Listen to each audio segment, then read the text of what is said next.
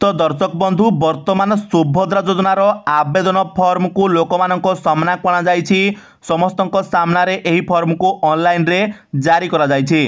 तो वर्तमान बहुत सारा डाउट रही लोक मानक मनरे जे यही सुभद्रा योजना पाई जो फॉर्म टी जारी करा जायछि तो एटी संपूर्ण भाव में लिखा जायछि जे यही फॉर्म टी संपूर्ण मागणार उपलब्ध हेबो। आपण माने यही फॉर्म पाई गोटिए भी टंका आपण को देबाकू पड़िबनी। तो यही फॉर्म टी आपन को कौटी कौटी मिलिबो ना आपन को अंगनवाड़ी केंद्र रे आपन को ब्लॉक कार्यालय रे एवं आपन को पाखरे थिबा मो सेवा केंद्र रे यही फॉर्म टी उपलब्ध हेबो। आपण माने सेहिटू यही फॉर्म टी को आनी पारिबे। तेबे वर्तमान लोक मानक मनरे किछि ना किछि प्रश्न आसुछि जे जदि बाय चांस आम यही फॉर्म टी आनिला बेले आमको कहीं टंका मागुछंती माने आपणकर अंगनवाड़ी केंद्र हो ब्लॉक कार्यालय हो किंबा आपणकर मो सेवा केंद्र रे हो जदि से आपन को टंका मागुछंती जे नाही जते बेले आपण 5 टंका हो 10 टंका हो किंबा केते टंका भी से मागुछंती जे एतिकी टंका देले जाई कि आमे तुमको यही फॉर्म टी दबु।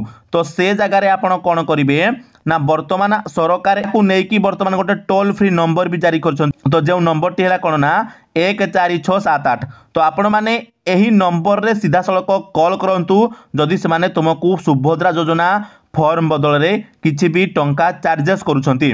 तो आपण माने सीधा एई नंबर रे कॉल करंतु एवं तांको नारे आपण गोटे कंप्लेन दे दियंतु जे अमक व्यक्ति अमक आईडी बा अमक जनसेवा केंद्र बा अमक अंगनवाड़ी केंद्र से मते सुभद्रा योजनार फॉर्म देवा पई एतिकी टंका चार्जेस करूछि।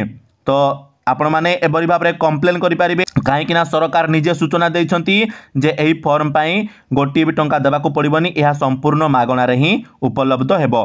तो दर्शक बंधु ता सहित जदि आपण माने जानिबा को चाहुछंती जे सुभद्रा योजनार फॉर्म को केमिति आपण सटीक भाव में निर्भुल भाव में पूरण करें ताहले आपण माने आमर ए वीडियो को जाकि देखि पारिबे जो वीडियो रे मु आपण को डिटेल्स रे कहिछि जे सुभद्रा योजनार फॉर्म को केमिति निर्भुल भाव में आपण माने पूरण करें। तो दर्शक बंधु वीडियोटी इनफॉर्मेटिव लगी वीडियोटी को निश्चय भाव में लाइक करेंगे चैनल को सब्सक्राइब करने एवं आपण माने ए वीडियोटी को निश्चय भाव में आपण सांगसाथी मान सहित शेयर करूँ जहाद्वारा से भी ए विषय में अवेयर हो पारे।